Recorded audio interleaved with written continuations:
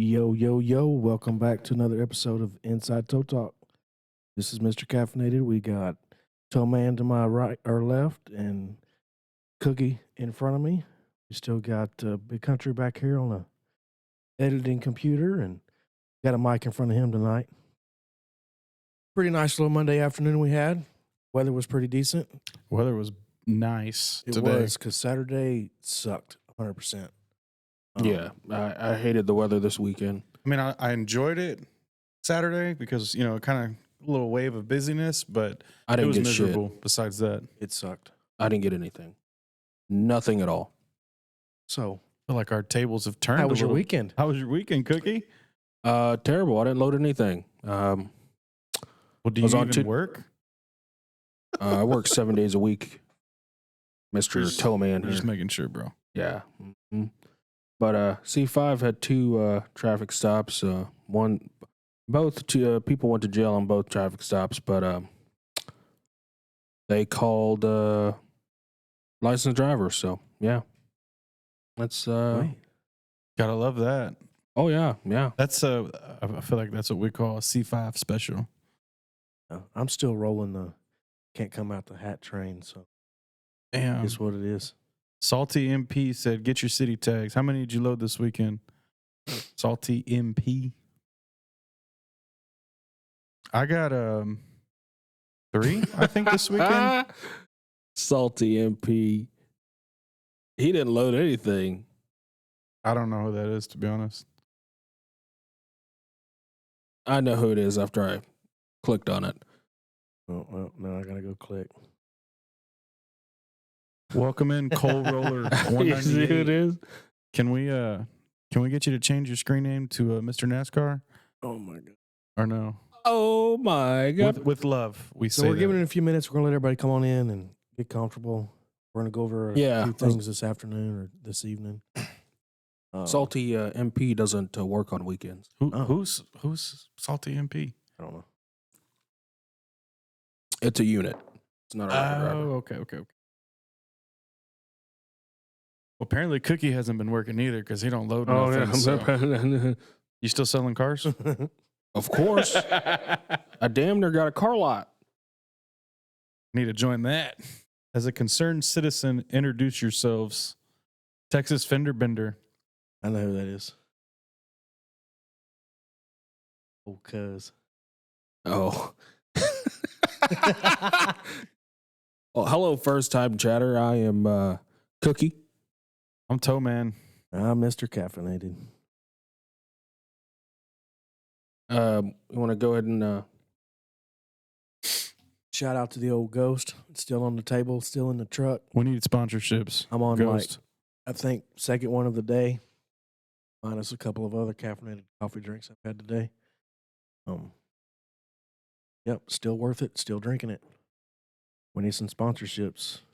Ghost, if you're out there and you're listening, come on, bro. Mr. Caffeinated. Hello there. You look more like a prospect. Wow. Shots fired. Shots fired. Knock that shit off. We don't bring that up in here.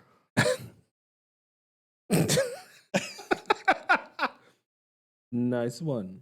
How many we got over here? We got 22 in the chat. Knock Oh, knock. God. We got a knock joke. Oh. Texas Fender Bender got he got a little timeout. He's on a little timeout. Damn, he's already been kicked out of chat. Not kicked. He's not kicked. He's been silenced for a little silenced bit. for 60 seconds. Jesus, bro. Can't take that dude nowhere. That's awesome. That's funny. We love Like him. it was We love him. like that. Instant. Kind of reckless, huh? So, what are we gonna get started with? Whatever. Let me see. We'll figure out a topic. I want to see how I can create a poll. Curious what y'all loaded in the chat, y'all. Let us know what y'all loaded over this weekend. Is the poll going to be over Not dolly poles. a little situation that we had over the weekend? Going the wrong way. Yeah. Oh, I gotta figure out how That's what the to. poll's gonna be. Yeah, but we should save that, Yeah, a little bit. We don't want to. I just want to see if I can figure out how to do that while I'm sitting here. Welcome, Mike 9503.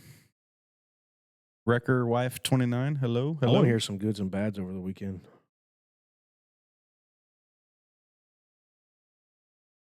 I don't know if 3-car major that Cookie was asked to help out on. You want to get into that, Cookie? Do you recall? I do. Hmm. Oh, you want to talk about it? Let's Yeah, talk. let's Let's talk about it. You were asked. Let's do it. Okay. So we Were you selling cars?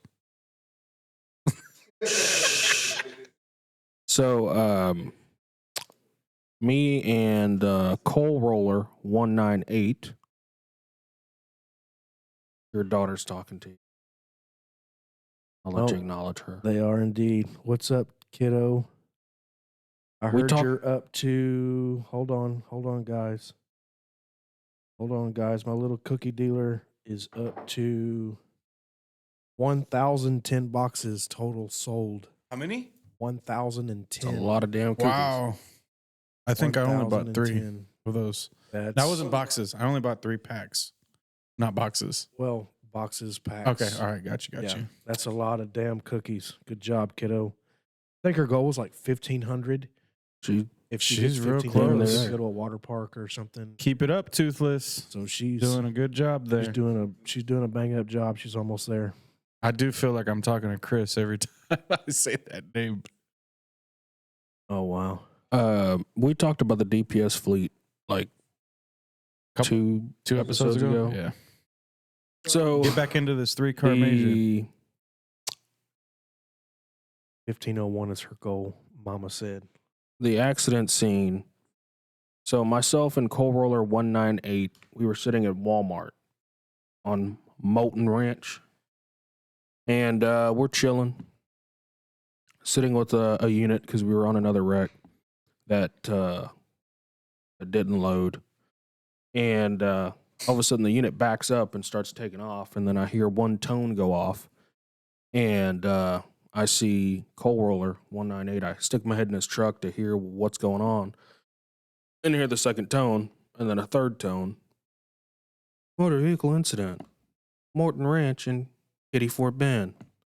I was like, we right down the street. On a street. That's a good wreck. I was like, we're down the road. So they drop it as a priority 1 for SO with a possible ejection. So we're like, dang, again? Like, so we take off. We go through the intersection, and beyond me, we're at Morton and 99 at Walmart. Can you tell me why me and Ben made 4th and 5th record? What? Yeah, Can I assume who made first 3? sure. The people that live around there? No, Really? James Seidel, What? Aaron, and Michael. Where was it at again? Kitty Fort Bend and Morton. How? That's what I was trying to figure out. And, So you, Bennett- and you were at the Walmart, correct? Yes. That's what, 22,750? We were at Walmart. That's insane. Yeah, I was pretty pissed off. All 3 cars loaded, 3-car major. Wow.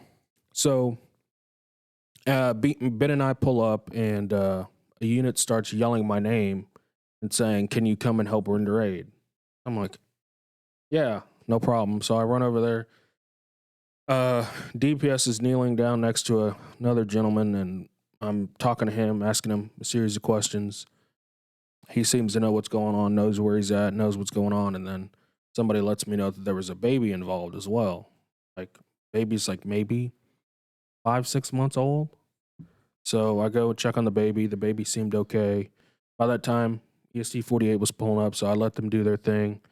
But it was a really, really good wreck. I didn't take any pictures of that wreck because it was raining and everything. But I think This was Saturday night.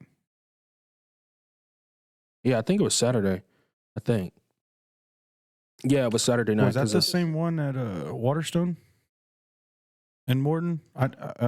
No. Okay. No. So it was a Nissan. The Nissan ran the light, hitting a Jeep and T-boning a Jeep, which then pushed the Jeep into a Ford F-150, stopped at the light to turn onto Morton. There was a 3-car major, all 3 cars we're loaded. Got out and rendered aid. It wasn't too crazy. Everybody went to the hospital by ground, so but it was a pretty nasty wreck. It's crazy. But nothing too crazy there though. You think the rain definitely played an influence on the amount of damage? Or I don't know. Hard to They, tell. they said the guy in the Nissan was going, I guess, the speed of the road, maybe a little faster, and did not even attempt to stop at the red light. Just straight through it. I I'm trying to mean, think. Katie Ford Bend and Morton. that's where the where the new HEB is in the park. Gotcha. That's Yeah. where the other wreck was that we Yeah. talked about last week, which we assumed somebody ran that red light as well. Yeah. We don't know for sure, but There's already a light there. Yeah. Matter of fact, there's two. there's been a light there. Yeah. That's what kind Um, of separates us from KDPD, if I'm not Yeah. mistaken. Yeah, I think that is. We had see Waldo. He said, "Let's talk about how the insurances are getting us. Getting us. I'll say getting us. Yeah, it's pretty bad. Nissan Activities. Yeah, was it Nissan Activities? Cookie, that 3-car. Oh yeah. I'm trying to figure out how to make a poll. Insurance is horrible You- right now. I think for everybody. In Twitch. Yeah. I threw a truck off the fleet just because of the insurance, just because how much it was. I didn't want to I think stress the myself mods over can it. do it. Oh yeah, I think you're right. What? I think the chat mod. The poll? Mute your mic. Okay. Y'all are his heroes. I've had my fill of caffeinated drinks. Yeah. Response times. Yeah, we kind of got in on that already, and I don't know if we really want to keep pressing on that because it's getting a little. Quite frankly, there's nothing we can do about it. No, there's definitely nothing we can do about it. I did talk to a couple of units about some of the topics we had on the other episodes, and I had one of them mention wreckers being crybabies on scenes, and that definitely influences the amount that they want to work or not work in relation to a wrecker or needing a wrecker. So for all you wreckers out there that are listening that are crybabies, we got to keep that to a minimum, at least for starters. You can't change what anyone else is doing, so just change within your damn self. Zone 5 are always crying. I mean, honestly, I think every zone, every district, every beat, I think everybody's a crybaby, to They be have honest. their handful of drivers that are always you can never please. It's like a cycle. Yeah. It's a never ending. If you're up, if you got cars, you tend to not cry as much. If you've been hurting for the week and you don't got nothing, you tend to cry for every scene that you can't make. Or, problem. and I mean, I fall under that category because if I haven't loaded in 3 or 4 days and I can't make a damn wreck, I'm not gonna go crying to a unit, but I'm pissed. I mean, I'm Yeah. not happy. You get it squared away? We're working on it still. Chat, we're working on a poll, and we got a video to match that poll, but once we get it up, we'll talk about it. Kind of a main topic for the night, I do believe. It's one of, yeah. Well, it's the segue into other things. How much we could talk about that Mason and Highland Knolls deal if you want. Yeah, we can jump on into that. So I guess out of curiosity, Josh, have you ever had a unit ask you for your opinion or perspective on how an accident may have happened to help his judgment? Yes. Cookie, have you? I have. Country? I have. You have, okay. So this what we're looking at right here, this is South Mason and Highland Knolls. This semi was in the left lane. I believe that was technically number 3 lane. And the Toyota was sitting at a red light. And the story from the lady in the SUV was that they were both at the red light. And he was parked there first. He came up to the red light, stopped. He was in full possession of lane 3. So The lane that left. his trailer's in. Correct. He was in 100% possession of that. So she moved up into the turn lane, and then she also stopped because the traffic coming from across that, she couldn't, it wasn't safe for her to move. When the traffic cleared, the 18-wheeler starts making the turn, and she didn't know what to do. So she just stayed there. And then obviously you see what happened. So when we got on scene, I think it was me, Aaron, Goody was on that scene, and one of the Alpha drivers. The 18-wheeler driver was pretty angry, to say the least, and he ran over to Goody, I believe, talking to him in Spanish and telling him to basically kick rocks with, more harsh words involved. And Goody didn't really say much to him. We kind of backed up and we just kind of waited around. I mean, it was a good amount of damage on that white Toyota. It's hard to tell, but from the picture, that front passenger wheel, it actually deflated. It debeated. It folded in from the weight of the trailer pushing it.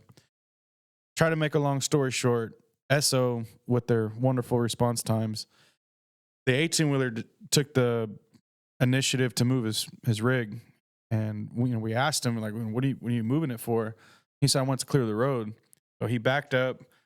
I don't even want to talk about how he did make that turn. He made the turn, and then he still stays in the middle of the road. So obviously he wasn't trying to clear the road. He was trying to clear the cop's judgment based off the way they were positioned. So cop shows up, and he went into one of the parking lots in the northeast corner. So he never even went and looked at the SUV. He never went over there and looked. He got the story from the 18-wheeler first, and then he looked at the driver of the SUV and was like, drive the car up. And she's like, I can't drive it. So we matched for it, and I think Aaron came out. We move into a parking lot, and at that point, Aaron loaded, so I was kind of curious, from her side of the story, because we didn't talk to her. And, she basically told me what I had mentioned, how she was just sitting there, and then the truck turned into her, whatever. So the cop walks over there, and instead of asking her what happened, he already had a narrative in his head. And he was like, so you were pulling up to the light while the 18-wheeler was trying to turn? And her being nervous and just being involved in a wreck, she responded with yes. But that's not what she told me. That didn't match the story she told me. What she told me was that she was stationary. And then they both were stationary, and then the 18-wheeler took off. So he walks away, and as he walks away, I asked her that question. I said, were you stationary or were you moving? And she goes, no, I was stationary. And with an attitude, he turned around and he looks at me and he looks at her, and then he says the same question. Was your car moving or were you just stopped? And she was like, no, I was stopped. I wasn't moving. So he walks away with an attitude. And I was like, that's interesting. Like, I didn't feel like he should have a reason to really be upset about that. So he goes to talk to the 18-wheeler. I'm assuming they're trying to look for dash cam footage. 10 minutes go by, 15 minutes, whatever. He walks back over to where I'm at, and we're still loading the car up, and they're talking to us about where it's going and all that. The unit starts asking her to tell him again what happened, and she says the same story. And instead of him responding to her, he looks at me and he's like, let me talk to you for a second. I was like, all right. And I literally thought he was like, hey man, like, what did you see? Because obviously we saw the cars from where the impact was. And he went over there and literally told me, you're fucking up my scene. You're fucking up my investigation. Why are you telling her what to say? I was like, I'm not telling her what to say. He's like, well, how do you have your opinion? I said, because I looked at the cars. I saw where the 18-wheeler was, and I saw where she was at. And when I tried to explain myself, he just turned around and took off walking. Like if whatever I was saying didn't matter at that point. I don't know why it went that way. I don't know if he knew the driver in the 18-wheeler or if it's just because he took that story first.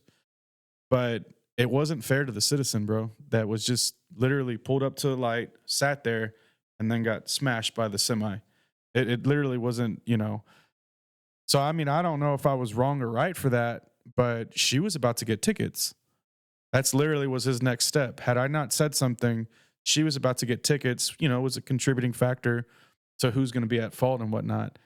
And clearly the semi has a more interest in not being at fault, being a CDL holder and things of that nature. But at the same time, it's like, you got to know your surroundings. I mean, you can't just make a turn and assume everyone's going to know you're turning. But it was interesting, to say the least. And I remember that unit, and I hadn't seen him in a while in our area, but then after that he kind of stayed in our area for a while, and he kept with his attitude with me, and the rest of the scenes we worked together, but I just stayed to myself. I was like, not gonna push in on that. How old was the SUV driver? She was young. She was probably, her and the husband were young. They were probably in their 30s, 20s, high 20s, low 30s. I wonder if she was just parked in his blind spot. I think when the semi initially pulled up, nobody was in that turn lane. And I think she pulled up into the turn lane. But the problem is he didn't have any possession of her lane for her to not go in that lane. That would, in my opinion, make it her fault. I don't know for facts. I mean, obviously we're not able to follow up to see what the insurance does, but I did talk to Bert about it, and he's a CDL holder, and he told me that there is a lane amount of possession that you should have in order to basically make it her fault. But if you look at when he backed up to get his rig off of her, he again went straight back into where he was 100% in his lane and not even 5% in her lane. So I think he was just trying to tight squeeze. So yeah. I think he was just trying to cover his tracks, but I mean, I gotta stand for what I believe in, and I don't think it's right to screw over, someone who didn't really do anything wrong. Well, I don't think she did anything wrong at all. Must have been the same cop that worked Michael's accident on 99. Oh no, that was 2 different counties. Oh yeah. But well, what an unfortunate wreck. ask Country The whole about scene's his weird. almost fleet Saturday. Come on. Why is it crickets? Why are we hearing crickets? I don't know what they're talking about. You sure? Your face I- says otherwise. I tell you bro. what, Positive. Drew, why don't you go ahead and type it out, since we're not Yeah. going to get anything out of this old guy Guess over we're just here. going to get one side of the story on this one, or a reactive. He's Comment. about to have 6 flat tires. Any suggestions as good places record drivers eat at in town? Selena says 529 Country, my truck. Oh, I heard a certain unit. I don't know. I heard a certain unit come over there, and I don't know who he was talking to, but he's like, what do you say? Wrecker, you turn kind of fast or something like that over there. I don't know who he was talking Was to. that way out on like 529 could cut off Saturday night? I don't know, bro. What happened? What's Yeah, the story, I heard bro? that. You were at 99 and 529 and drop as a major and has all your 4 trucks on it. Yeah. I So heard that. what happened? I don't know. Somebody. And I had hit somebody slow coming and around. spun out. You spun out? He come across the radio. Hey there, you coming in a little hot there, Wrecker? Yeah. Yeah, I was like, dang. I wish I could have heard that. Yeah, bro, we don't go to Captain D's anymore. We're gonna just leave it at that. Oh wow. Jesus, bro. Oh, Glamour Girls has good steaks. Sushi Mafia is good. Sushi Mafia is real good. What it's Sushi Mafia. Does having SOs or Definitely. I mean, it should help more than what it does, but it definitely still helps. buddy? Did we get that poll going? Well, Is there a moderator doing it? Yeah, she's working on it too, but I don't. Any money in repos versus traffic accidents? I would say There's that such a variance. it's not even just the money, it's the liability involved, Yeah, the risk. there's such a variance. Don't repos basically pay per what the car has owed on it? No, they're or pretty much flat rates that I know of. I'm not a repo guy, so I don't do as much business. they're flat rated for the most part? Yeah, I mean they're around $300 to $500 Oh, that depending makes on sense. Yeah, that's what I'm saying. It's I'm not. not gonna go load It's good up. money if you're running around with LPRs. You know that it's different. It's good money, but the risk is it worth it? I mean, You're not gonna pay me the same as you would to go repo a Corolla versus a brand new Z06 or something like that.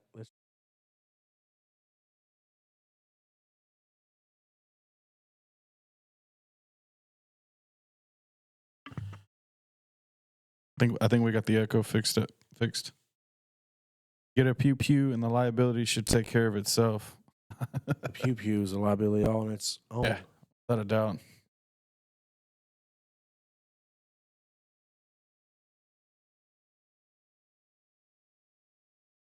Shouldn't. It shouldn't be that way.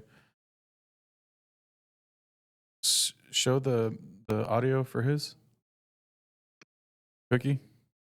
Yeah, see, like right now, you can't hear me on his. We still got an echo, guys. Will we be making any merch shirts? Oh yeah, he said the echo is all gone. No echo.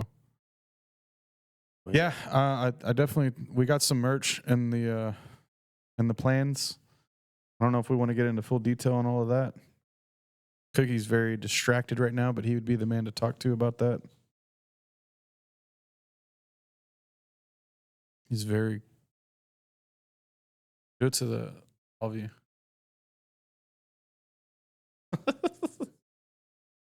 We're on camera, bro.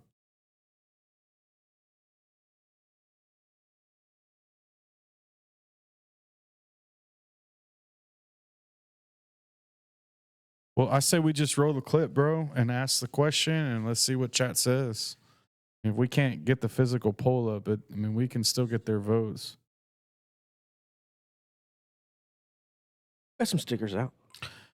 Can you cover Get some your shirts. Can you cover your dice up, bro? We got a recovering gambler in the chat. Oh. Prospect.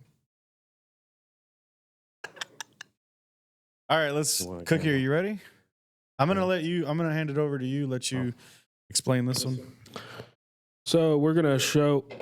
Hold on, don't show it yet. So we're gonna show a clip in here in a few seconds, but I'm gonna explain the situation first.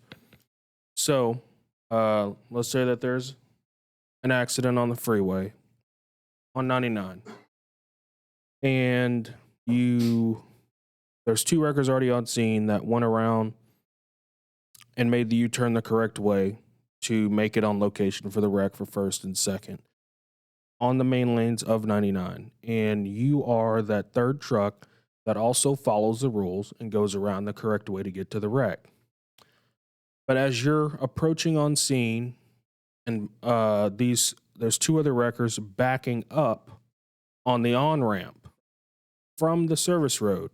So, in a sense, counterflowing to get to the accident on the main lanes. And I would say you put your truck in park right as they're still backing up, but pretty much on scene, but not in park yet. Would you match with those two wreckers that backed up the on-ramp? Or would you stand your ground and say, no, I'm third wrecker. I'm not matching with you for third? I'm gonna speak my piece. I'm not matching with those trucks that are counterflowing. Yeah, me personally, yeah, you can go and show it. Me personally, I would not match. So we got We're not going to name video. the drivers or the companies they work for, but I just want to know, would you match with them? Where is this? 99 and like Vernhurst. So yes or no's in the chats.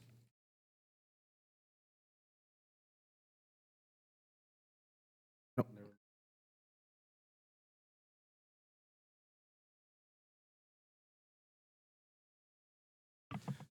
So yes or no in the chat. Would you match for third with those? Bow Roller says nope. Nope. There's Not a another chance. video as well. No. This looks like an X-Bro truck doing the same thing. Well, we're still trying to get the first one answered. What's the same thing, bro? Yeah, but I'm talking about this scene. Because that scene, the person that did make third did not get to match. It's still the same thing, though. It's the same It's just different scene, but it's the same situation. Okay. Anyway, so it looks like everybody so far is saying no. Josh, what do you think? Well, first off, you broke traffic law to get to the accident. It's not about rules or what have you. We're not allowed to break traffic laws to get to an accident. That's dangerous. The Expro video that we just seen a clip of is even more dangerous because there's moving lanes of traffic while he's backing down. Well, and the road To was be wet. in front of an accident scene, which is actually our tow ordinance. I'm gonna Um, I'm gonna correct you on that only because it's not in the ordinance no more that states front, behind, left, right. It doesn't specify. What it says is you have to be 150 feet away from the scene. So there's a wrecker out there, and I'm not gonna put his name out there, but he loves going past the wreck, going 150 feet up and then pulling over. And it's obviously so he could see the damage to see if something's loading or not. Part of me understands that, but I don't like it because there was a wreck on Red River and Kingsland. It was 7 a.m, and apparently people don't go home ever. They just stay out for 30 hours. So I pulled up 3 minutes after it dropped, and to when I looked to my left, I saw 2 wreckers, and this person was in front of the scene. I never saw him up there. So there's really 3 wreckers on scene already, but the illusion was that there was only 2. So it's pretty stupid to be in front of the scene. But back to your story there, Cookie. The last person said, I'd kick them MFs off the scene all day. I agree. My answer is no, absolutely not. So to get back to it, you said the person who obeyed traffic law, made a proper U-turn, got back up on the main drive, got behind the scene, third truck, did not match. Correct. That person did not get to match. Did he match for a position to be in the main hat? No. So the driver that made the U-turn the correct way refused to match for third. We were in the middle of 99. Pretty much had 99 shut down, northbound. Unit was like, look, I don't have time for this. We need to get these cars loaded off the freeway. Who are my first 2 wreckers? John and I raise our hands. He goes, okay, these 2 cars need to be loaded. You're my first 2. Load them. Oh, wow. I'm a little biased to the situation because the third truck was one of my trucks. But obviously, even if it was someone else's truck, I'd feel like they were getting screwed. But again, me being kind of biased to it, it's going to seem like I'm rooting for my own truck. Okay, so let's talk about something then. Let's talk about what being on scene means in District 4. Because you have drivers that aren't on scene until their truck is in park, their doors are unlocked, you got 1 foot out the door, your vest is on. That's when you're on scene. Then we have other record drivers. This is when you can see the scene, see the accident scene. Basically, you're there. And then we have record drivers that know the wrecks at I-10 and Mason. They flip their lights on at West Green, and I was third, bro. What you mean? I'm going to just. Let's define what the fuck a scene is in District 4. I feel like this is going to be more perspective than actual, like, ordinance, Long night, I bro. guess. But, I mean, just because you put your lights on does not make you on scene. Absolutely. In my opinion, I don't give a shit when you put your lights on. You're not on scene just because you have your lights on. Okay, so question. Go ahead. Is it still or not? Is it or is it not in the ordinance that we're not allowed to have our emergency lights on until we're instructed to by the investigating deputy? Is it still in the ordinance, or has that been removed also? That's Fort Bend ordinance. It was in Harris County at one time too. Yes. Well, it's not there any longer. Fort Bend, definitely, you're not allowed to put any kind of lights on, with an exception if say you're on the main lanes and all the traffic's blocked, then they make an exception. So I've heard. The ordinance doesn't say there's an exception, but yeah, that's more, in my opinion, that's more of a Fort Bend rule. I mean, none of us follow it. I don't follow it. If it was there, I don't follow it just because a lot of times I have lights on for 2 reasons. public safety, the wreck in front of me, and my safety, so the idiots behind us don't run us over because we're blocking the people. Right. So, I mean, there's obviously more than one reason to having our lights on. Wrecker wife says you have to be at the accident to be on scene, not sitting at a light and looking at it. What about driving up a on ramp counterflowing? Are you on scene? Does that make you on scene? Nope. I don't know. In my opinion, the definition of being on scene is pulling up to the wreck. That's what I consider being on scene. Yeah, if you're at a light, I don't consider you on scene. I mean, if you're making the U-turn, I don't consider you on scene. If your truck's like physically moving, I mean, you're not really on scene. I don't know. I mean, you have wrecks that's in the dead middle of an intersection. You have, a truck sitting at the light holding a lane. Then you have another truck that pulls up in front of him. And then two cars decided to pull over behind the wreckers that's sitting there doing nothing. And then that third truck pulls up. It's With like, the two cars that are there. Well, with the two cars that are there, and the third wrecker just pulls up and says, well, these idiots ain't going to move. So he just throws his truck in park. I would consider that on scene, to be honest. Because, I mean, yeah, you're blocking traffic, especially if you're the third wrecker. There's two other trucks in front of you that are blocking. But I've had that situation happen similar to that. And then the two cars move, and then I pull up. And as I pull up, or what I'll say is reposition, then all of a sudden, you got to match for third. You got to match for Repositioning the third. exact same time another truck shows Yeah. up. Oh, you would? You were still moving. There was a major at Fry and Young Lake. You showed up to that.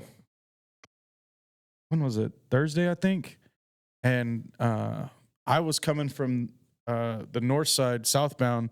The wreck was in the northbound lanes. And again, because there's no I've read the ordinance recent, and it doesn't say about being in front or behind the scene. It just says 150 feet away.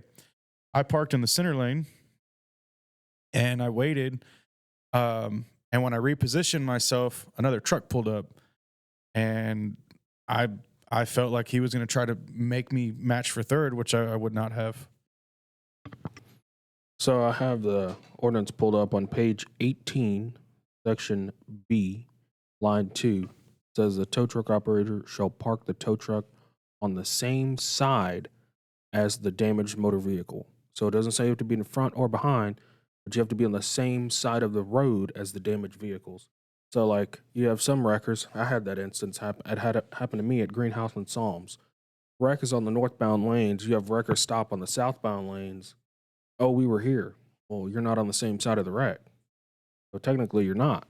You know 'Cause what the ordinance states. You know what trumps all of that, correct? What's that? The officer's discretion. There was no cop there. No. But when the cop does get there, it's his discretion, her discretion. It's in the ordinance.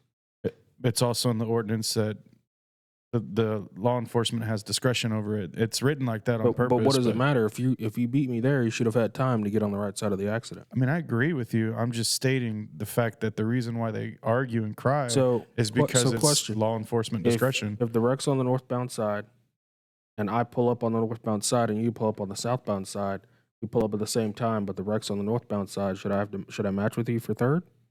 As a gentleman's agreement, that's your choice. Like, I mean, I'm going to be dead as honest.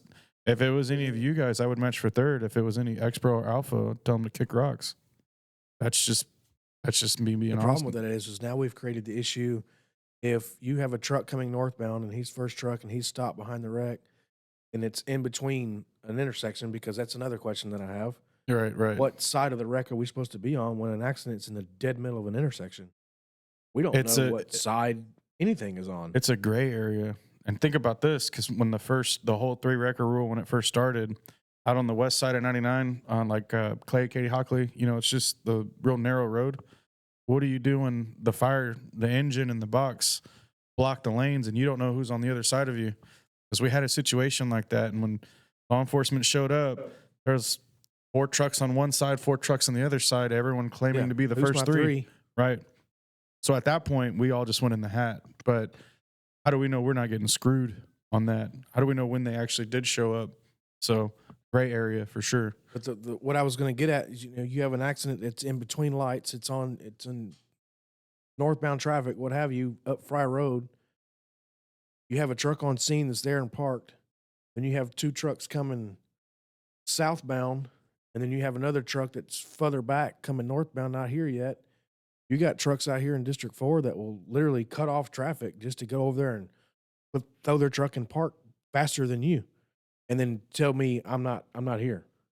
Yeah. Because they stopped faster than I did. Or I chose not to pull right by a traffic stop and pull into the same, driveway as the traffic stop was initiated at. And I went down to the following the following driveway and pulled in over there. But the 3 other trucks that were following us all pulled in right behind the unit. And how does that work? I don't know. That's a good question. There's too much fucking gray area. There's a lot of gray area. It's without a whatever doubt. benefits who's Correct. first in that situation. And it needs to be fixed. I mean, Now, it doesn't It- need to it be fixed kinda by leads- Simon or it just whoever. leads me back to the same point. Like if everybody wasn't crybabies, then you make the gentleman's agreement instead of trying to screw the other person over. But the problem with that is if I help you out and then next week you've got negative, whatever, you don't have no cars for the week, and then we do the same thing and you're going to tell me, no, you're late. And that's the problem we have out here within the wreckers.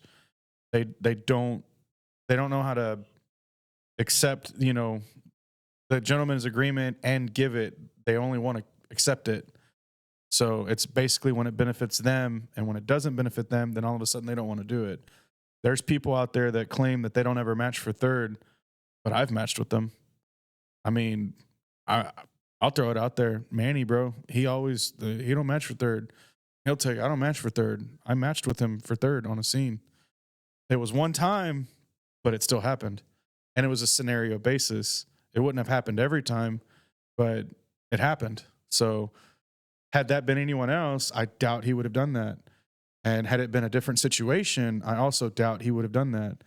So a lot of gray area for sure. Let me ask this question. This is at what point does an accident become a scene? I don't know if I know the When answer law to that. enforcement shows up. And When it drops on the first radio? 3 trucks on scene. If we run across an accident just sitting in the middle of the road, there's nobody there but us. We don't make it a scene. I'd say When's the that call scene? slip. Well, I know if like say we're referring to solicitation, if there's a call slip for it, it's considered solicitation. If there's no call slip for it, then you're in service. You're just doing what you do. You're just trying to make business because at the end of the day, that's what we're supposed to be allowed to do, but we're governed and we don't do that if there's a call slip. So that's no law enforcement. That's no EMS, none of that. That's literally just, it went out over the air. So that's the rule that applies for solicitation. I don't know if that makes it a scene or not, but Does just because we can hear a call slip go out over the air, does that? that means we're not supposed to go and talk to them. And I mean, But monitoring these channels is a privilege. It's not something that we're, just do. It's a privilege that we have. It's a privilege that they allow us to have that we can. it's public communication. It's not a privilege. It's public. I mean, like this is, I don't know if I should even say this, but like Moco County, I mean, I could be wrong because I don't know, I don't work over there, but I've heard they're fully encrypted. Jersey Village, are they fully encrypted? Yes, sir. That's Oh. that goes Bel Air. against I worked public in City of communication. Bel Air, and they're encrypted. Yeah, I mean, is anyone going to do anything about it? Probably not. Do I care about it? No, but technically, it's supposed to be public communication. Talk to any radio guy about that. I know one thing. City of Bel Air, when I worked over there some years back, you heard fire and EMS if they were to go out on an accident because their channels were encrypted.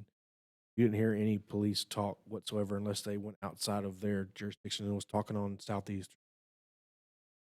When they got on scene and decided that they were going to tow vehicles away from that scene, gave a 5-minute record call. I remember that, hearing that. So of course we were all piled up anyway, just because we heard it go across DMS.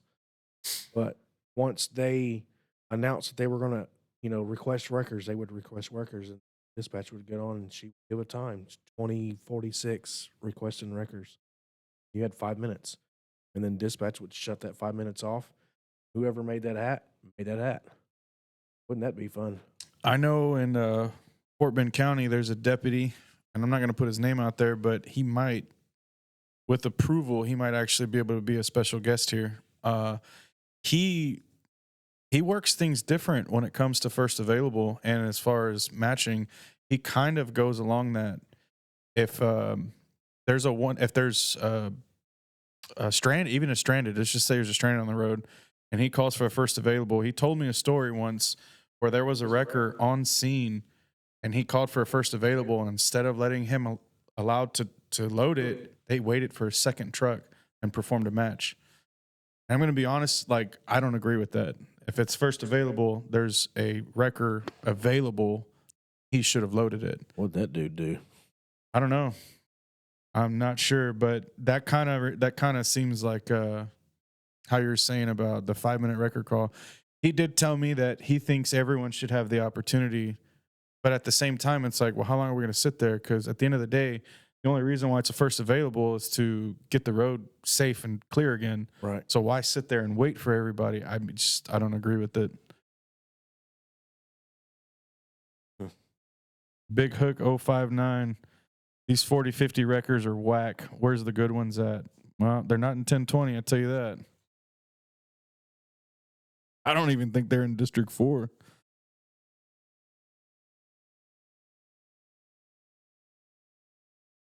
Miss the old days of chipping where everyone that was there before the officer arrived matched and nobody cried. I agree with that. I mean, I definitely miss that. It was I nice. missed that, too. It was fun. I do agree from a citizen standpoint or a public point of view. Like, it's kind of ridiculous to have 20 trucks on a one car versus wall. So I understand why they did a 3 record rule, but that kind of, I had this as a question. I'm curious what y'all think, but y'all think it would be good or worse if we went from 3 records to a 5 record? What do y'all think? Cookie, what do you think about that? I think I wouldn't mind it. Going from 3 records on a scene to 5 records on a scene, I wouldn't mind it. And all records on traffic stops. I mean, Because, like, for instance, for like Tom 10, Tom 11, you got people sitting with them, and then more people come. So how is he supposed to do the first 3 records right, when he right. has 7 records in the parking lot with him? Yeah.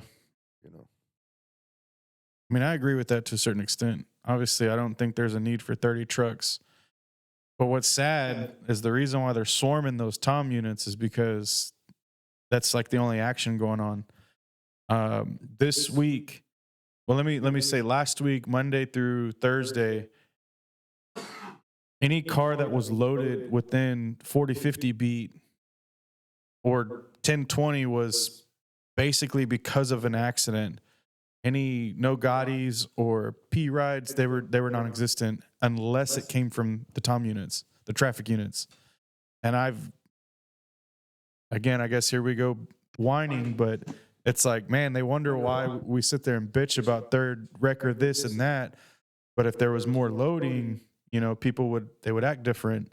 It wouldn't be so hard. If you could get you a P ride or 2 under your belt, you're not going to push that hard or cry that much more, if you were late or whatnot. Actually, funny he brought that up. I was going to ask that.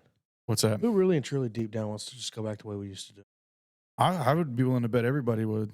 Yeah, I think everybody would. I mean, I wouldn't mind it. I mean, I'd rather match 15 trucks a match, every match 9 times a day versus. It'll never Constantly. happen though. No. It'll never happen. And to What the if we up point, it? What if we upped it to 5 trucks? well, that's what when you were gone, that's what we said. And I'm pretty sure everybody was in agreement for 5 trucks. I mean, that's It's- something Cities that way? we could maybe get a petition going Possible. and submit it to the commissioner's court. Yeah. Get a petition going, send it around to each district, get enough signatures. But the biggest part about that is getting those signatures. Yeah, that's great. That's what we need to take it to the commissioner's court. But when it's time for all of us to go stand in front of the commissioner's court as a family and say, hey, we don't like this. This is what we want. We feel like this is going to be better. We need everybody that signed that petition Be there. to fill that commissioner's court room to where we're over the fire limit for that room. So they know, hey, these guys are serious. This isn't a joke. It's not just 5 of them here. Let's make it 500 of us in that room. Yeah. To where some of us have to be outside, FaceTiming or Zooming to be there outside. That's what we need. If we want to start fighting for change, we can use this platform to get around everybody and get things to each district to get things signed. Same thing with the county rate. If we really want that, let's fight for it. I agree. I agree. I mean, Um, I think over speaking of wants and desires, I think they need to know how bad it hurts us, you know, it not being 5 wreckers on a scene per scene. And that really sucks, dude. Like, Zone 2's that way, yeah? 5 trucks? no, they work different. I would rather a city driver say how they work, but it's the more cars involved, I think you if add it's a an 2-car accident, there's 5 cars, 5 trucks allowed, I think. No, I don't think that's a the truck way it per works. car and 3 trucks for traffic control. I mean, maybe in zone 5, but that's not the way I was explained for zone 2. Zone 5, if I'm not mistaken, was like first truck, period. I'm curious who Big Hook Well, 059 is. With the 'cause 059, I think everything I I loaded can only this, imagine what company that is. I think everything I loaded was in 10 beat this week. You heard me. Everything I loaded this week. Yeah, it's like, You take your ass back to Katie boy. I ain't doing it, sir. I like it here. They got good tuna sandwiches in 10 beat. Somebody said he's correct. Yeah, that's the way. That's pretty sure that's the way it works. It works for them. I want it to work for us.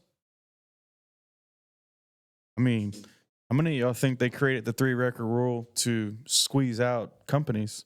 oh, I don't doubt it. And I mean, I don't wonder doubt where it that one call bit. came from. Like, who's trying to squeeze us out? I tell you, I'm a small Who made the company, ruling? and I think everybody knows that. But dude, it hurts me bad having that 3 record rule. It made a huge dent. I mean, it sucks. I mean, because really and truly, if you're not at the right spot at the right time, you're just not going to make it. I mean, perfect You have- example. 84 Ben and Morton at 99 and Morton and still didn't make it. Y'all remember running 99 and Morton or Katie Fort Ben and Morton? You used to be able to make that from like Fry and 10, Fry and Psalms.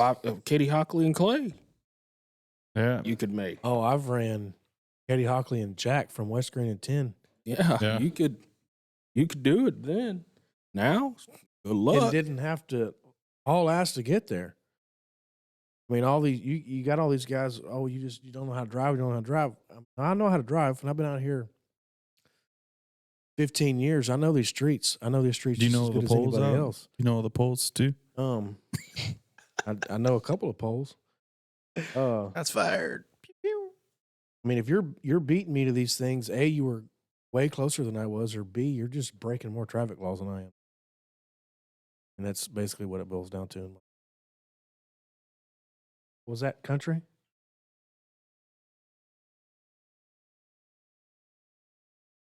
You come ride with me any day, bro. You get out that grandma truck I'm in. See what happens.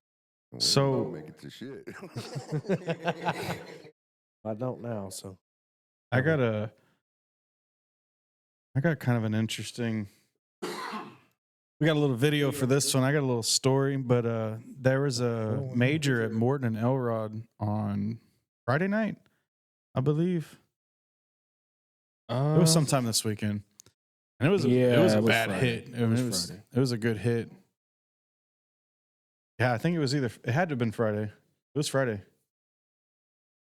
Doesn't matter. Yeah, either way. Run it by me again. There was a major accident at Morton and Elrod, and when we pulled into this scene, we matched out, we loaded the cars, we moved into the church, so it's Friday. the East Elrod, And this Asian dude in a suit just kind of pulls up on scene, jumps out his car, starts walking around. And I remember looking at him, and I'm, strapping, cleaning, doing what I got to do. And I was like, man, this guy looks like a lawyer. Like, he just gave that vibe, And I don't know, bro. Like, I don't think he was part of any family. He claimed he was part of family. When he got a free moment, there's a video, if you can play it, country. That's definitely not the video. While that's pulling up, It it was was, a Friday. It was a Friday afternoon because I was was at Thursday. Fry and Morton. So And I know like it's this kind truck. of hard to see It what was you're Thursday. looking at, but if Thursday you night. look out the right window, you can see him approaching me, and he's giving me a card. He's like, "Hey, man, it's like I'm a PI lawyer." And when he handed me the card, and I kind of just like got a reaction, I took the card, and I'm like, "Dude, like we don't mess with that." He's like, "Oh, what do you mean?" I'm like, "That's illegal, bro." I was like, "I mean, you can't even do that over here." And he kind of proceeded to follow me around, and he kept trying to hand me the card, and I'm like, "Bro, I'm not gonna take that card from you. Are you trying to get me arrested?" Like, he was like, "Oh, we could keep it on the down low, and I pay good, and this and that." And I'm like, again, bro, like, I don't get down like that. I don't mess with that. So the unit was Asian, and he was Asian, and in the video it kind of shows that he walks up to the unit, and I don't know why, but he's like, "What's up, my Asian brother?" to that unit. That, I mean, I'm sure y'all know who he is. And if you watched it, bro, he completely dismissed it and just kept walking around him. But that dude stayed on scene. He actually screwed up the toe for Lone Star. So there's other video that I didn't add to it, but the people were cleaning the car out because, again, both these cars are totaled. They're gone. And he wanted to, I guess he wanted to make the dollar on everything he could. So I don't know this for a fact, but I'm pretty sure he saw a wreck and pulled up on scene. But he claims that he was a family member to the party that was actually at fault. And I guess, I don't know if this is racist or not, but it's the truth. But the family that was at fault, they were all Hispanics. This dude's Asian. So to me, I was like, saying your family, it's like, I mean, I understand you could be married in, and I get all that, but the way they were reacting with him, I guarantee you this dude just pulled up and saw a chance to make money and solicited to them. Obviously, he got them, to sign up. And then he went over there and he screwed Lone Star for the tow. And he's like, "I'll pay you to take it to the house." And this was a car that was already cleaned out. It already had a tow slip. Everybody, that was on that represented that vehicle, all was fine with it going to the lot. No big deal. They had full coverage insurance. And all of a sudden, the story changed when the lawyer got involved. And it's like, damn, bro, like, as wreckers, this is what our job is. We get paid to tow. He's a lawyer. He should be making his money on that side of things. But this dude, obviously was so greedy that he wanted to make all the money. He wanted to make the money that we're supposed to make. And at one point, he wanted Lone Star to drop it in the parking lot for free. And that's the reason why I say that. He didn't want to pay anything. He wanted to, I'm assuming, pay his own wrecker to come get it and then write an astronomical tow bill and profit. And if he was family members to those people, he never once even checked on their well-being. It was all about the car, where it was going, who's involved, who's in this car. Do you guys have a lawyer? He tried to solicit to the other wrecker. He was offering him X amount of dollars for referrals. And I'm just like, it's crazy, bro. Like, that's illegal. It's the law states that it's illegal for a person to solicit a lawyer deal when someone is at the scene of an accident because, they're, I don't know what word it is, but they're kind of like shooken up. So they shouldn't be making any kind of decisions like that. It doesn't specify wreckers. It doesn't specify first responders. It says a person. That was completely illegal for him to do that as a PI lawyer. Is he a lawyer, or is he just some, like Chat said, some ambulance chaser for a lawyer's office? What was the question? Was he a lawyer, or is he just a solicitor. It looked for like the he was most dressed part. like I mean, I one. guess, you know what I mean? Not sure, man. He definitely it's a term called ambulance chasing. Yeah, that's definitely what it's called. It's crazy because there are, how do I say this? There are paramedics that I've heard solicit lawyer deals, and that just blows my mind. I've heard that. I've I'm not seen going to it. get into any details. I have seen it, bro, Who and firsthand. where and what. It was ESD. Well, let me not name drop them. Just said, say who or what. No, I think we should, bro. And as many times as they're putting them cars in a parking lot, you know. With that chain.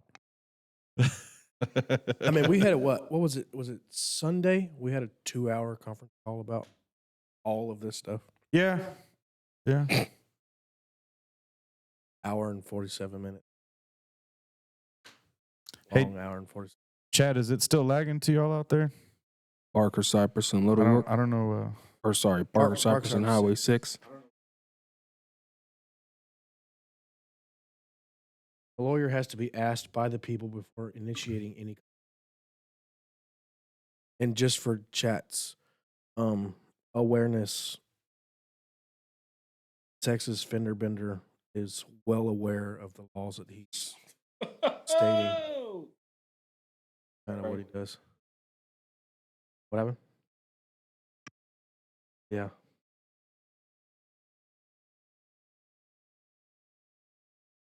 Agency. We didn't say it. Yeah, you would say what you want to in chat. We don't give a shit, we as long didn't as say it's- it. Cough, cough. Yeah, Yeah. whatever. I'm not going to agree or disagree, but okay. I mean, that's Well, insane, since- right? since- Y'all know we since- got an email from Simon about ambulance chasing. Yes. So since we're on the topic about fire department, do we have that video Which one? of Cypher? I didn't upload it. You're Oh, fired. Mama's way. Fired. I didn't upload it. Let me You can see. describe it. I don't know. Well, I saw the video. I wasn't there either, but it was at Barker and Logan Ball.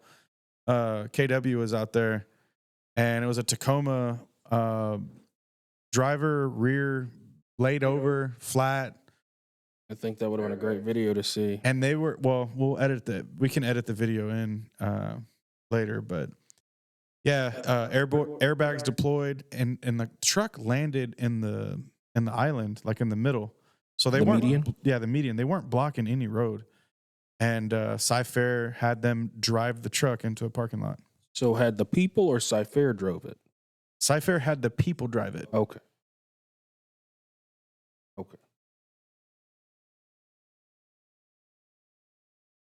Going through some. Yeah, I see that. I'm I can confused. actively see it. I'm confused with that last comment.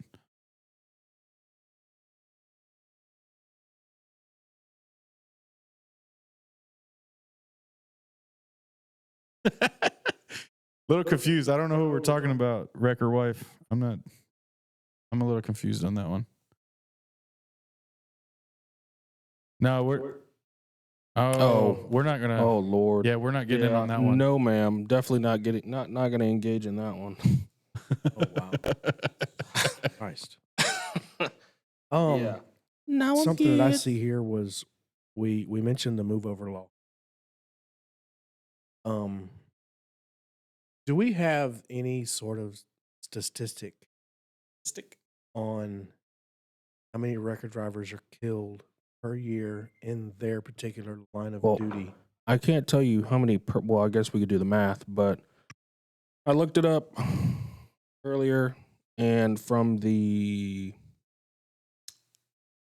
Towing and Recovery Association of America stated that a tow truck driver is killed in the line of duty every 6 days. 6 days. Wow. Sorry, One a week. That's one a week. one. So roughly 52 a year. So when was the last time you seen a move over law in full? I've never seen it in I Texas. will say there's one unit That usually will go if I'm out. Will have me go on 99 and stage with my overheads on. And if you were to pass me and not move over or slow down, that unit, I think we did it for hours one day on 99. And I'll gladly volunteer my time to not be able to go run anything and sit up there. And we've done it several times. Me sitting on 99 with my lights on and him pulling over any and everybody that didn't move over or slow down. But that is definitely something that needs to be enforced a little more, for sure. On our side as wreckers, law enforcement needs to enforce that more, but even for themselves, they need to enforce that more. I know when Texas allowed us to run red and blues, that really helped out more than I think what most people realized. I'll on the main lanes. I'm referring to main lanes here, but I'll be on the on the shoulder with yellow and reds on, and I mean people they don't even move over. They don't. They literally won't even move over. And if I put the red and blues on, they'll move over, but they kind of wait. They don't move over like they don't give us space, but they slow down. But by the time they're pulling up to me, they're moving out of the way, and I saw that immediately. And I remember SO had a really big issue. Some of the deputies within SO had a really big issue with that. And I remember DPS, they loved it. They're like, "Oh yeah, dude, if y'all can run them, put them on." Harris County has never allowed us to have clear, and it's because the state doesn't allow it. The trans code does not allow us to have flashing clear or white. And there was that deal at 99 and 10 with DPS. I don't remember what the situation was, but they were begging for traffic control. And I remember he told me, "I don't care what light you have, put it on, turn it on, whatever you got, put it on." But I mean, lighting is only one thing of it. I mean, you should be moving over for any flashing lights you see up there that are of yellow or red or blue. It doesn't matter. You should be moving over for that. In the state of Texas, even if it's construction, don't That's construction correct. have a move over law? They're a part of the move over law. I believe it's any Yes. flashing yellow lights. Yep. It's yellow and red is what constitutes for move over. It has to have both. Okay. But either way, any of them can run that. So Have a yellow beacons on top and turn your hazards on. It's flashing red in the back. So that's, to be honest, that's any stranded, to be honest. Do you remember the night? I don't know if you were out or not, but I think you were up there too. It was a 99. It was a night of the 99 wrecks. The first one was way up in between 529 and going north. That truck that smoked the barrier wall right underneath that little toll plaza, sitting in the middle of the street. Parts and the four-wheeler hanging out of the back of the truck. Remember that? And I don't recall we that. were 5 or 6 Oh. stacked deep Yeah. back and trying to take. We were taking partial lanes, trying to get these people to slow down, bro. And then this truck, I'm telling you right now, it was in the middle. It was sitting on the dotted line underneath that little toll plaza right there. Four-wheeler hanging out the back of it. Car parts every fucking where. And these people flying through their 60, 70, 75. Like it wasn't even there. That was the same night that they had an accident behind that wreck. Yeah, it was like a It three was car. like it was a 5 car, and Yeah. they loaded 4 cars off of that. And one people in the one car there when we got there, nobody was in it. Gone. And didn't they get another car off of that too? Because it was a DWI. Somebody fell asleep sitting in the traffic. Yeah, they actually ended up breaking like Chingo Bling or Yeah, because that Jumex was down there loaded at that one. 99 529. We were sitting in the parking lot at Target. Yeah, they busted out like 4 or 5 window or That yeah, was- like that was damn pretty near fun to every watch. window Yes, on that car because Jesus. he tried to take off and run one of the sergeants over. they loaded like I don't know 9 cars in 2 hours in a 2-mile stretch of road. And it Wow. was all different. Do what?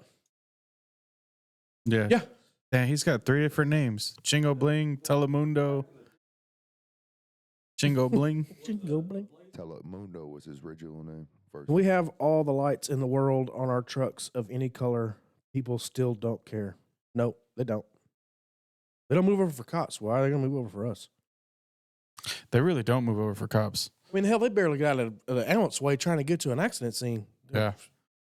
Sure, my way. Go around. That's one thing I'd like to make a video on to get out there for the public to see, because it's crazy, dude. Like, I mean, there'd be a major accident, you know, with well, let's say it's an entrapment, and all hands on deck trying to get these people out, and then you got some random Joe who's trying to make it to their, you know, hair appointment or something, Staring at their phone. and they're thinking that, you know, we need to stop what we're doing to let them through. That sense of entitlement that the general public have it's insane.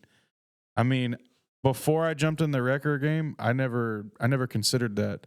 I was always respectful to. I'm not gonna lie. I don't think I really cared too much about wreckers. Didn't really run into them that much. But if I saw a cop or an ambulance, 100%, like I respected that. I slowed down, or I moved over, or I stopped and waited till they cleared the road, whatever the situation was. And I did it, you know, not having an issue. When I became a wrecker and I started realizing how these people were, it blew my mind, dude. Blew my mind. These people think that they have more of a sense of priority than the person entrapped in the vehicle. The difference is that we see all these fire trucks and ambulances and cops running up and down the road all day long because we're on the road all day. The average person, sees a wreck or two a week or whatever driving to and from the house. I mean, and then chances are they're probably sitting in traffic anyway because it's just that time of day. But we see in the middle of the day, lunch, there's not a whole lot of people out or whatever, and these people just will not get out of the way. It doesn't matter who's behind them, what they're hollering, how loud their siren is. They don't give a shit. It needs to be fixed. I was on a fatal accident and a guy knocked on my window and asked me to move so he could. I believe that. I had to deal with that fatal at West Green and Psalms. Me.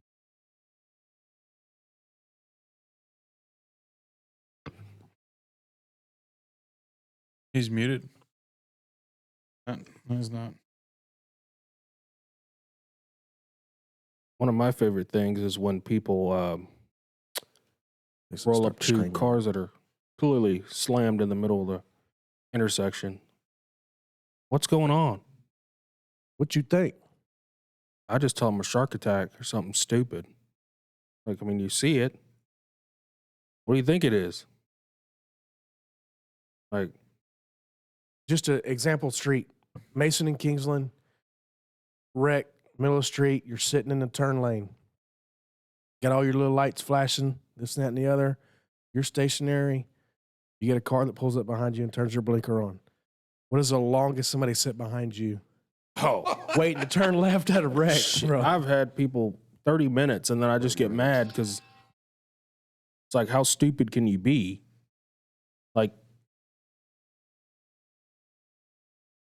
he didn't get the memo. Put your phone on silent. He got it. He just sorry, guys. That's president and founder. He feels like he's. I'm also a entitled. firefighter and a public information officer for a department, and I need to make sure that I'm not getting called out for something. You getting called out? No, I'm not. All right, well, turn the shit off. Look, okay, I cannot do that one. I'm not like somebody. Anyway, Sharknado. Let's see what else is on the.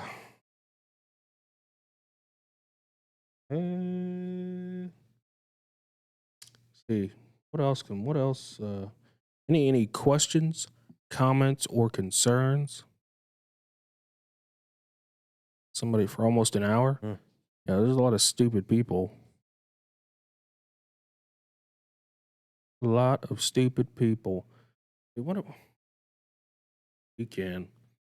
I didn't. There wasn't really any traffic stops this weekend. I had a Victor unit get mad at me. A 60 Victor? No, C5. Oh. Katie unit. So he goes out on traffic. So I started heading that way. And then he says, I have another vehicle or a person that is walked up on my traffic stop. Can you have a unit check by with me? They go, that said Victor unit, are you under control? Does not acknowledge dispatch.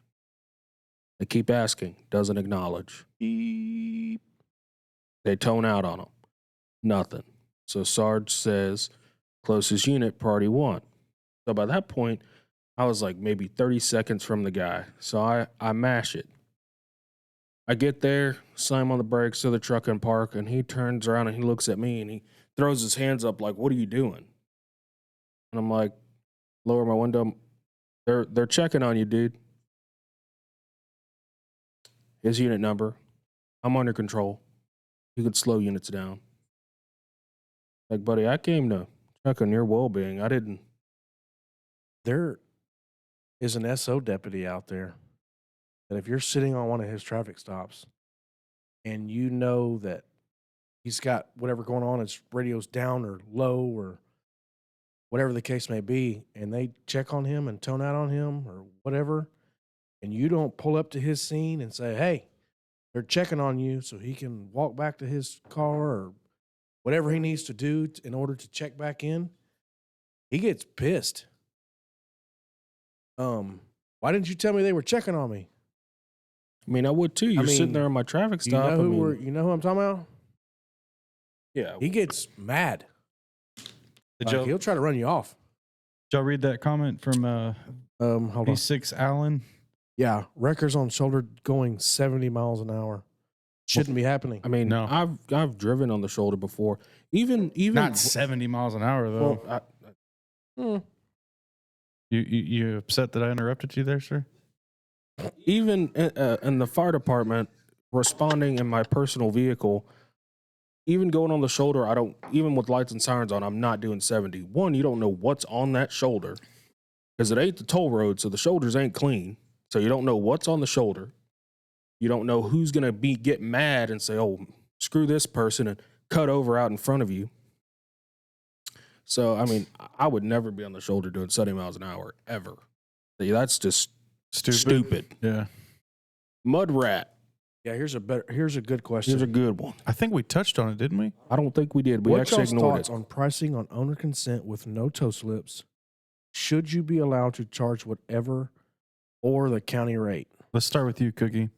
I think if it's consensual with you and the owner, and you both agree on said price, whether it be the county rate, the state rate, or your rate that you come up with that you use for your house calls, you should be able to charge whatever you want as long as obviously the customer agrees on that price, just like a house call.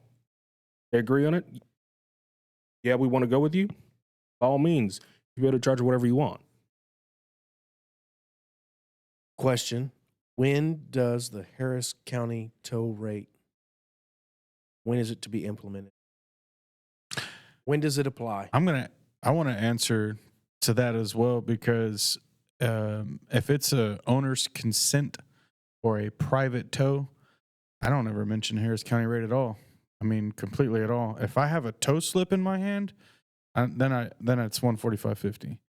But if there's no tow slip in my hand, it's my price. And either they agree to it or they don't agree to it. I'm not going to just, make a price up after we get there. I mean, they have to obviously agree with it, but That's another good question. So when does the county rate apply? the county rate applies slip. 100% as if there's a tow slip involved.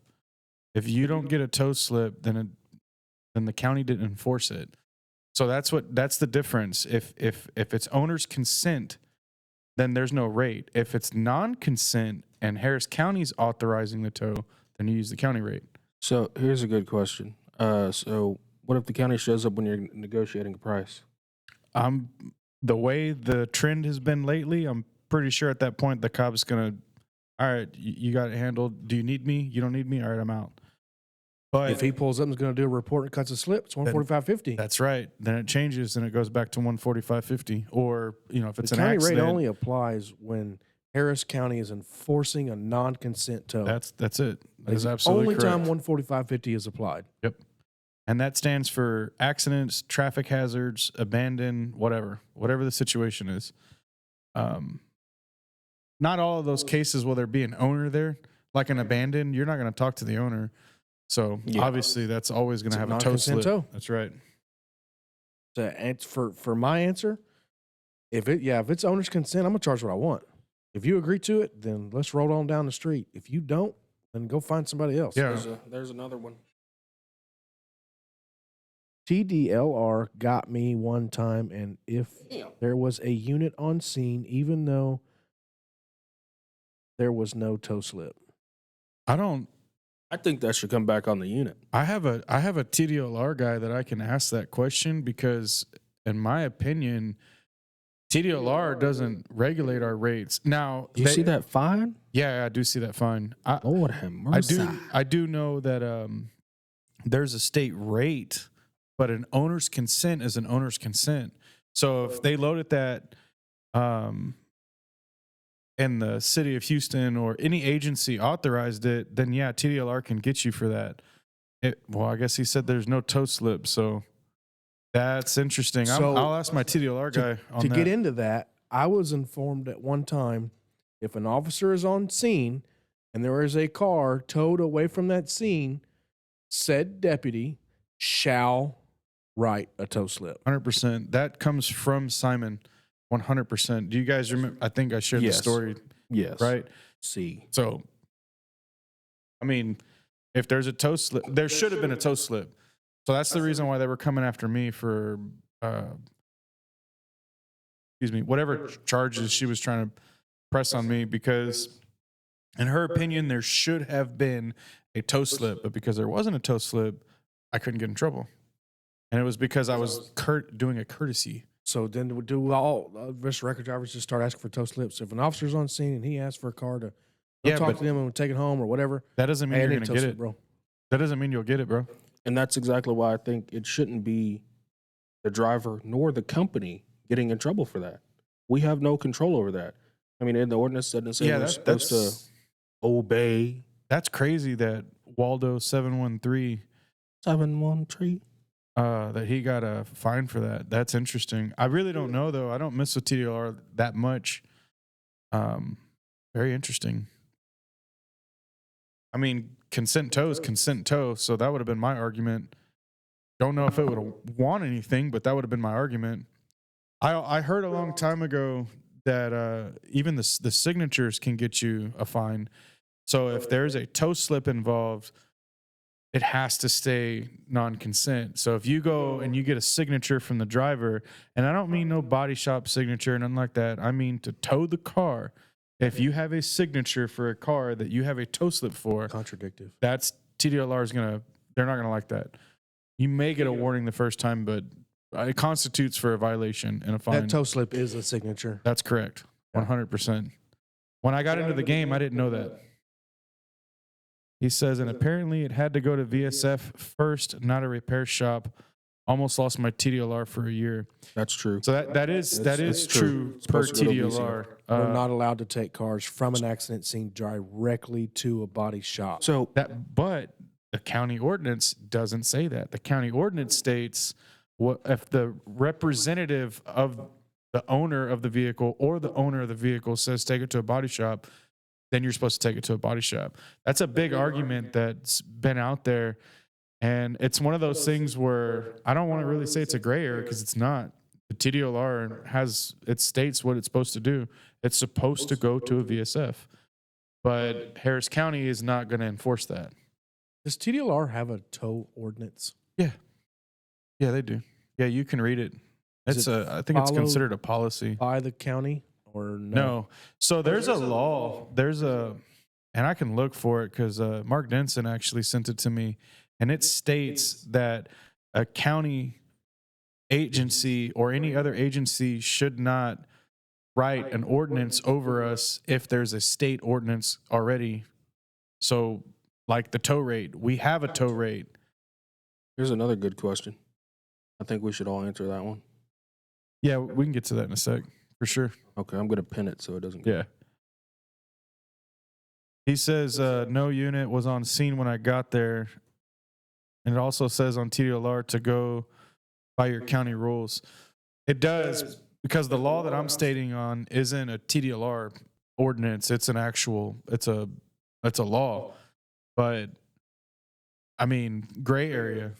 I mean, I've seen some cases won from it, and I've seen some cases where it's like that's irrelevant. That means nothing. Bro, I swear none of us out here, as long as any of us has been out here, none of us knows what the hell we're supposed to. Swear to God. Well, it's because everyone contradicts everybody. The state says one thing, the county says another. Yeah, that's what, and then that's what I'm within saying. the county, the deputy over us says one thing, but the deputy on scene says something completely different. I mean, that's not necessarily entirely on us. Some of it is. Some of it is. Like, we should be well informed of TDLR. I mean, well informed of that. Did we read that question? If we were to get out of the toe game, away from it completely, what would we do for a living? I would pursue law enforcement 100%, just because I'm already addicted to the streets, and being addicted to the streets is what got me into the record game. But I was on the other side, so I was the idiot, running around Texas 2K and Mexico doing stuff, and that's what got my interest in being in the wrecker industry, or wreck chasing, I should say. So I would want to stay towards the streets.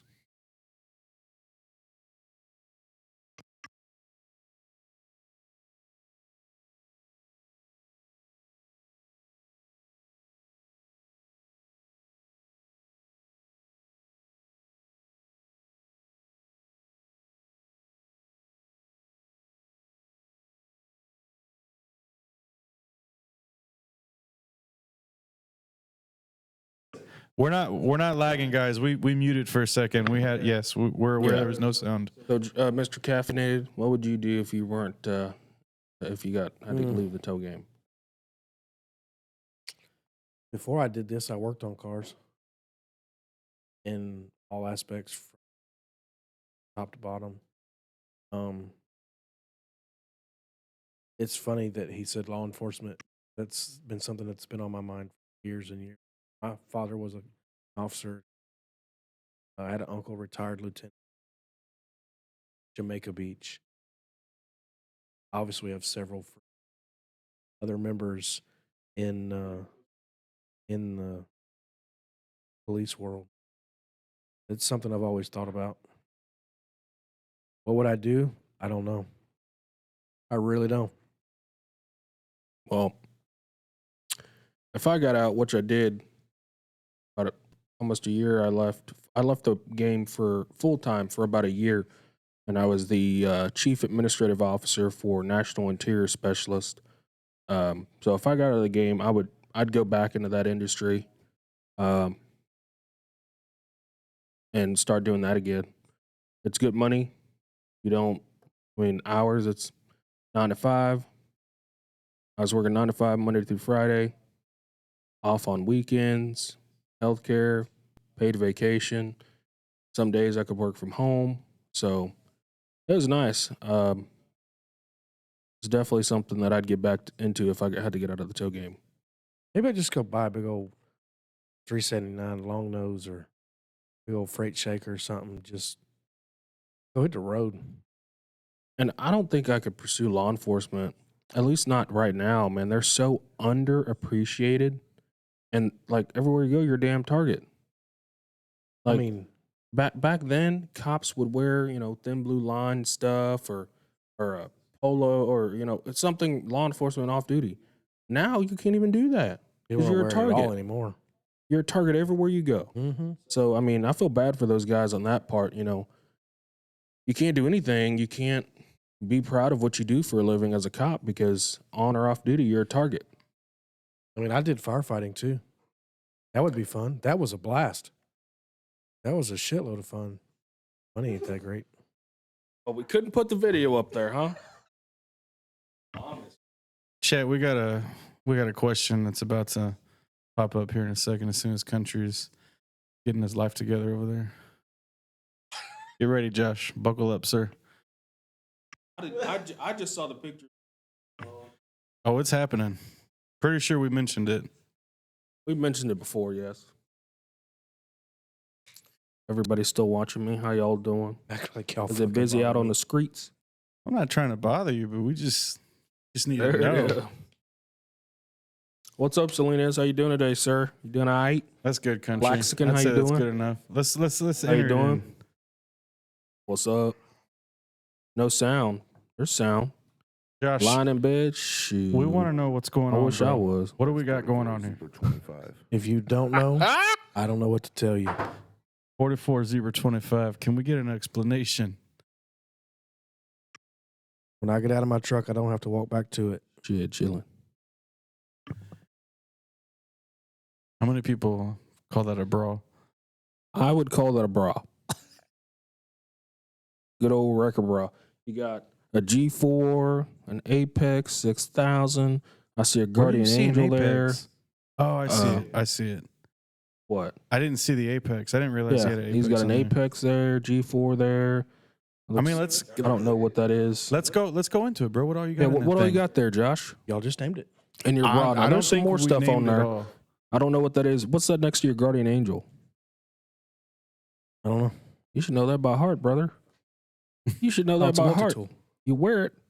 Multi-tool for your license multi-tool? plates You know, the or- only thing you're missing on cutting there is a bumpers off. taser. is a what? A taser. It's not a lethal kit It doesn't need to. I mean, or a non-lethal kit for that matter. yeah, I was gonna say Well, I you don't got know. mace. There's less lethal on the side. There is a little bit of less lethal. There. Well, taser would be nice. I You mean, could I- tase I'll the buy one. person that I think put that'd be that a little excessive. picture up on the I chat. was like, I I can don't get really you want one. to tase nobody. I'm the Taser King, FAFO, baby. No, Damn it, boy. Know what I'm saying? Hey, do cops ever give you shit for wearing that? never. Only the Never. record drivers. Record bra. But I got business cards, gloves, I had some units radios, ask me about that. tourniquets. What's going on with your boy over there? multi-tools. How long have you been wearing that? I don't know. A couple of years. Have you felt that it has benefited you? Absolutely. Do you feel like every record driver should have one? No. Thank God. Special. Blackskin says just Zach gives him crap about it. Nah, bro, it ain't just No, Zach. everybody does. Oh no, everybody does, and I don't give two fucks.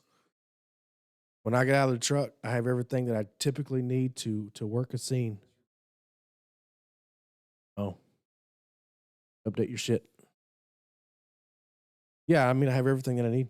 I can listen to radios, tools for removing shit off cars, license plates, safety for myself, gloves. I everything. feel like it's nice, but I also feel like it's excessive. But there's good use with everything you have in there. There's not one thing in there that I feel like you couldn't use on a day-to-day basis. Blaxican, can you retype that comment and not put that word there? I'm gonna have to just not let that comment come through. But he For the did say record, that I'm you usually pretty excessive. you'd just be as a looking person. like K9. Yeah, I couldn't put the word on there. What'd That he say? first word. We ain't got Jenkins in here. Hey. He know. Hey, I now. ain't scared. He know.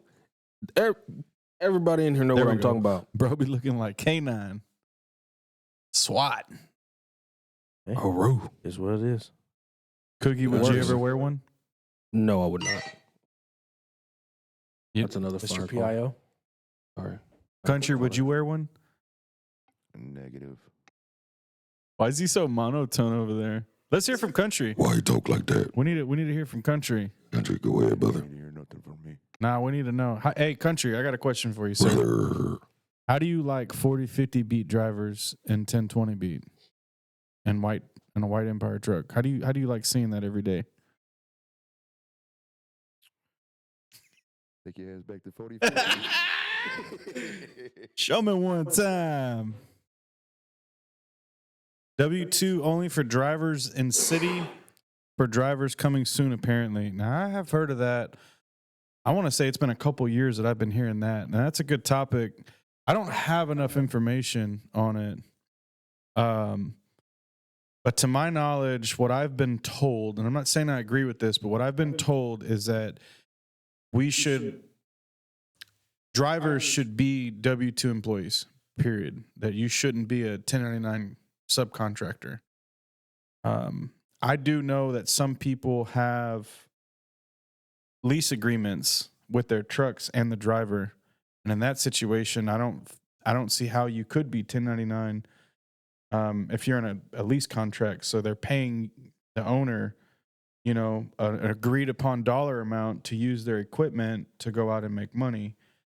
But that's something that we're gonna cross that bridge when it gets there. But I think I could safely guess that close to 90% or 95% of record companies and county all run off 1099s. I know very few that actually do it with the W-2, but I've definitely heard that that's coming, and that's something. I mean, it's kind of like how we heard auto return, right? How many years did we hear that? And you know, it popped up, didn't really go nowhere, but I'm not saying that's what's going to happen for this. He says not W-2 and 1099 like some safe clear companies. I don't know. I'm a little confused on that. What's the purpose of putting us on W-2 versus to a 1099? get the government get taxes? A lot of the drivers that are 1099 are not filing their taxes. Okay. I mean, So as an owner, I 1099 my drivers, so regardless if the driver files their taxes or not, Uncle Sam still knows what they made from me. yeah, eventually they're going to get got anyway. Correct. So what does it matter? I mean, they want money, bro. That's what matters. And they always get what they want. I don't know. I've heard that. I've heard the whole W-2 making all of us employees and instead of subcontractors and all that. I don't know. The one with the beard, Mexico, one time to 701 San Jacinto.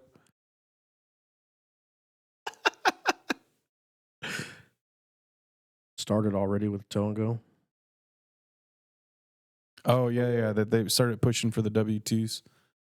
Yeah, man, I don't want to disclose who told me about it, but it was a company that they were already on W-2s. They actually had a convention for it in San Antonio, I believe, and that was the phone call. Hey, why didn't you go? Well, nobody told me about it, so I was unaware of it. Probably wouldn't have went anyways, but I was unaware of it. I'm also a very small company. I have one driver and myself, so I don't think I'm the person that they're looking for. They're looking for the companies that got 15 plus trucks or 10 plus trucks, and the government's not getting any taxes from those drivers. I mean, I know they're getting taxes from the companies, but Is KTL on W-2? Yes. not sure. Yes. Apple, Milstead, I would assume. X-Pro. It's pretty much the biggest I don't know. companies. I don't know about X-Pro. Cole Roller says the worst accident you've ever been on. And I'm going to say that there's probably many. Like there's more than what we could really even fit in today. Well, there's one.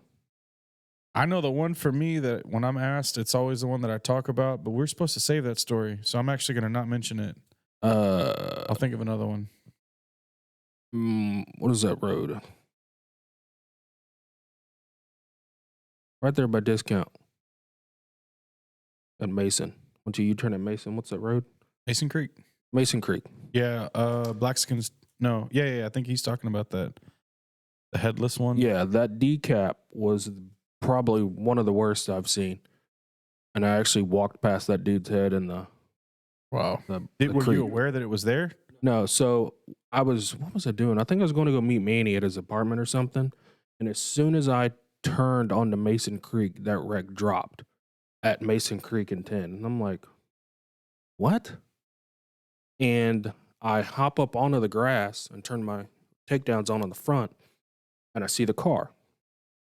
I get out, and I'm like, hey, is everybody okay over there? And there's homeless people that live under their bridge.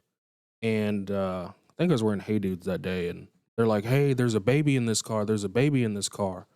So I immediately take my Hey Dudes off. I go down into the creek or bayou, whatever you want to call it, cross the bayou, get over to the car, and I'm walking through the glass in my socks trying to get to the car to look for the baby. Thank God there was no baby in there. But as I'm walking around through this glass, a homeless man brings me shoes to put on so that I could properly render aid to that girl in that car and not cut my feet up any further, which I thought was pretty neat for a homeless dude to bring me his Yeah, shoes to put definitely. on while I was doing that. Those are some of the most humbling people out there, to be Yeah. honest. But that was probably one of the worst I've ever been on. And then after we EMS got there and took over everything, and then someone yells from the other side that there was a deceased there with no head. And that's when we discovered I walked right past his head. Wow. I was very happy I didn't step on it because I'd have freaked the fuck out. Can you imagine walking through some water and stepping on a human head? Does that affect or influence your thoughts on people that drive intoxicated? Yes, Scenes like that in general. I do not like people that drive drive drunk. I mean, come on. You have Uber. Nowadays, that hasn't always been there, but Yeah, but back then you still had Yellow Cab. You had all those cabs around back then. I mean, there's a way to get home. I hope that's our package. It should be. Josh, worst scene, bro, for you? It's not the worst because I've seen some far more gnarly crashes than this one. I'll tell you one that bothers me is Morton and Elrod. When's the last time you've been by there? Seen the crosses on the side of the road? I haven't paid attention to the crosses. Franz and Elrod slide over to Morton and Elrod.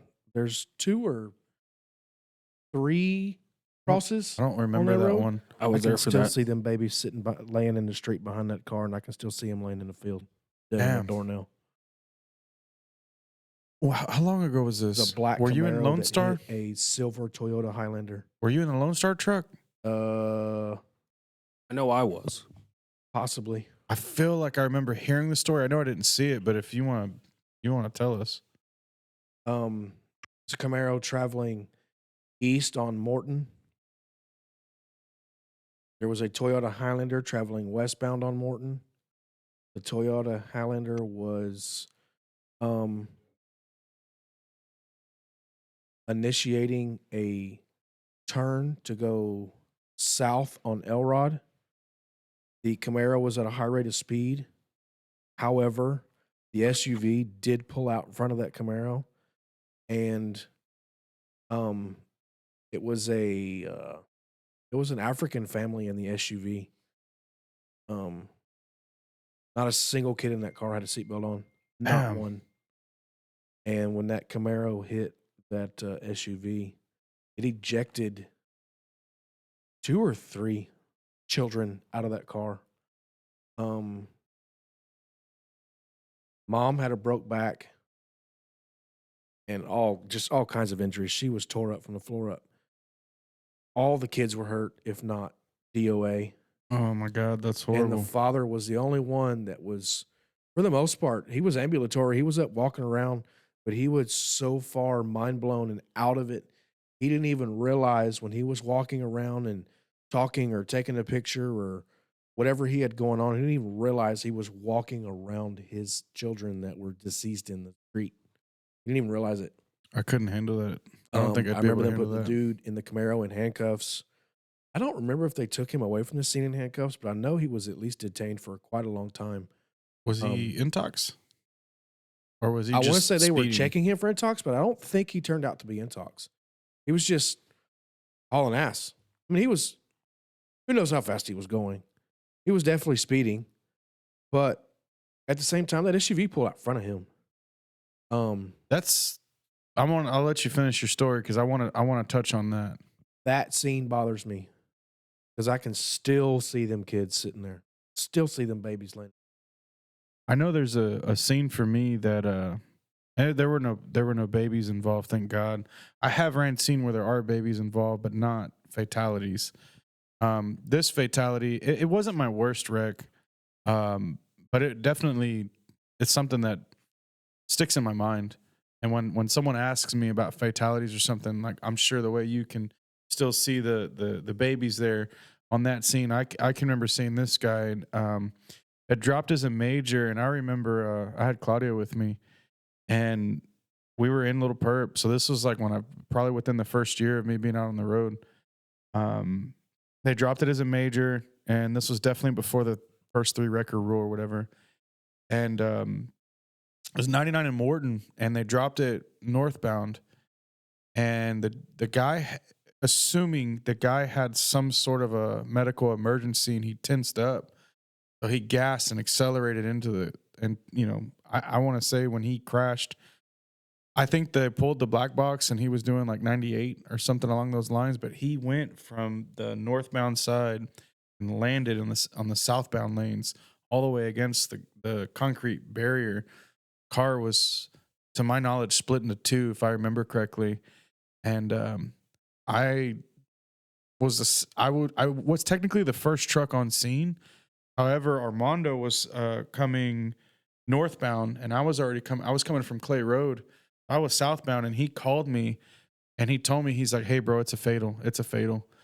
And I remember asking him, like, "Are you sure? Like, can we help?" And he's like, "No." He's like, and what I remember distinctively was the guy had a white shirt on, and just like the majority of the shirt was red, for obvious reasons. And I remember telling Claudia, because she had never seen anything like that in her life. I remember telling her, like, "Hey, we're not going to stop on this, but like, don't pay attention." And we drove through there, and it's just something that it's always stays in the back of my head. I mean, it was shitty to see, and later I found out that one of my good friends was family members with that guy. So that's probably another reason why it never leaves my mind, but it was a bad deal. I want to say, I think Hernan ended up loading that car on the flatbed because it was separated.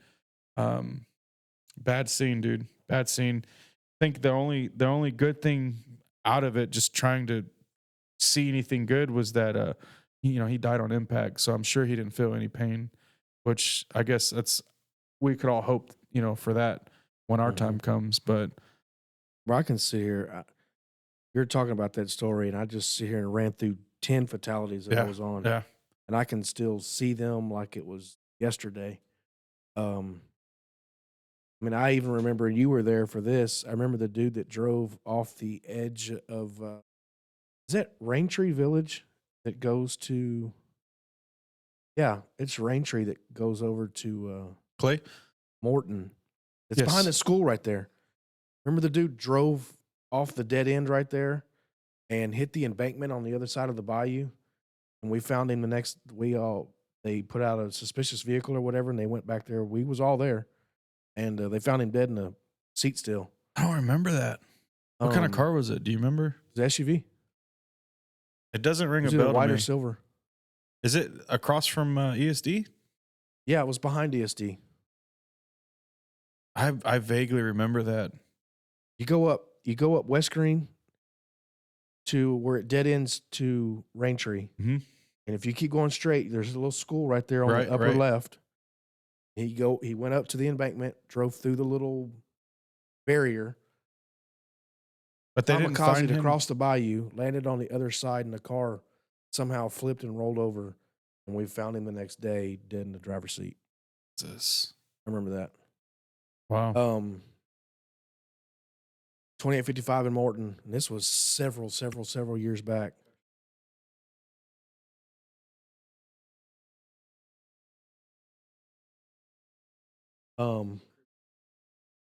Yeah, 2855 in Morton. Mini Cooper didn't stop, pulled out in front of a dump truck. Killed her on impact.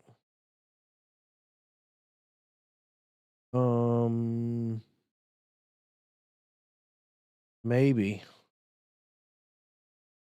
Yeah, I think so. I think you're right. I think it was a little small black Suzuki or something like that. But yeah, I can remember a lot, bro. I can remember a lot of fatality scenes. Wrecker Rife says the one near Fry and Soames on the bridge. Oh, she's talking about the one. She's talking about the one you're talking about. No. Is a different one. Brian Psalms, it was the bridge before the little tire shop right before you turn Right. on to Old Friends. Yeah. You go to a little substation right there. He drove off that. Yeah, they drove off of that. I think that was a pickup truck too, and it landed up. I don't remember how it landed, but it was, and I remember it being cold as shit out there too, if I'm not mistaken. A little misty, a little rainy. Damn, bro. They don't I can remember a lot. they don't set you up for this when you jump in a record. Nobody don't tell tells you you this about shit. this. And I know I mess with Cookie daily, and he claims he doesn't have PTSD. He stepped out, so he ain't gonna be able to comment on this, but that dude's definitely got PTSD. And I'm sure he's also involved with more stuff like the fire department, things of that nature. Yep. But I mean, I think we've touched on this before, but as record drivers, I mean, we see a lot of crap, dude. And we don't really have, therapists, or I don't know what SO has, or agencies, but I know they do have something for that. We don't have anything for that. Suicides, Katy rotation, city of Katy rotation, going to get a suicide car. It's all full of whatever it's full of, and get inside the car to secure it or what have you, and look up through the roof, and there's a 45 hole. I mean, yeah, we don't have shit. We have to go No. home and explain it to our wives, and Get a little bottle of whiskey and yeah, try to figure it out. exactly. But how far that really gets us is We're not all far assholes, enough. though. Yeah, but we're the assholes. Whatever. Chad, I got a question. Yeah, any wreck involving kids is hard. Yes, I could not agree more. They suck, and they suck especially worse when you have kids at home. I remember Wrecker Wife says my first day in a truck, I ended up loading a fatal, but that kind of made me think of the first fatal that I ran. It was at 99, not 99, Katy Freeway in West Side. It was an elder man. And it was crazy running that scene. I guess first off, because it was the first fatal I had ever ran. He was in a Honda Accord, like a 2000 model, and he went the wrong way. When he pulled out of West Side, he went east, and he had a head on. He didn't make it. And the wreck really didn't seem that bad. He died on impact. So he was still in the driver's seat, DOA.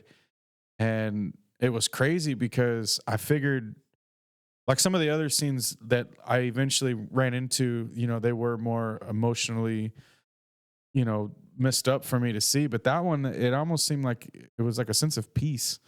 And I don't know if it's because he was an older person or not, but I'll never forget that. That was the first fatal that I ever ran. And like I said, it wasn't really like a bad wreck. Like the damage wasn't what you normally see or think when you hear fatal. It wasn't really that way, but whatever it was enough, to kill him. But what was the first fatal? Do you remember your first one that you ran? First,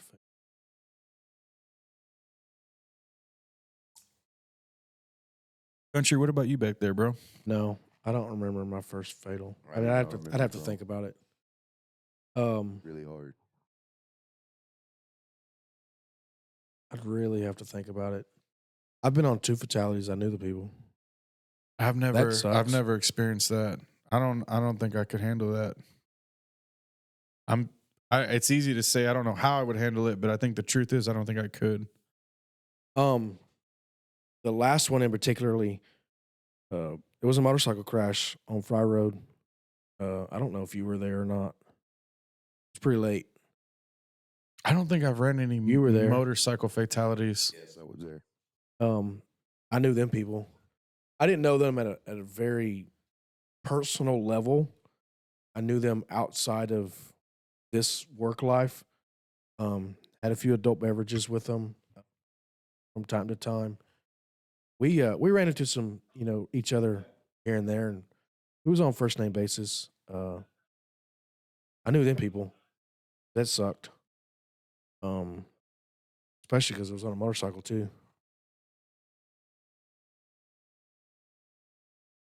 Oh wow. Damn. First fatal. You can leave it like that. I don't remember. I know it was in the city. Your first fatal was in the city? Call him. What we got going on? Does anyone remember the wreck at 99 and 10 where the guy was... I'm not going to finish reading that, but I don't remember that one. 9910 were the dude. You know, one What thing time? one thing that kind of gets me too, we're getting close. We're at 2. Okay. The one thing that gets me are the jumpers.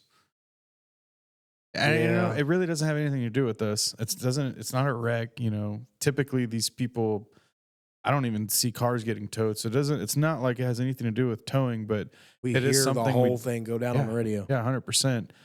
And we have like a little Bermuda Triangle in Katy with Yes. this situation. Yep.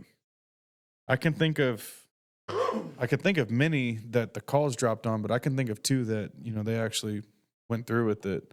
I remember 3, seen 1,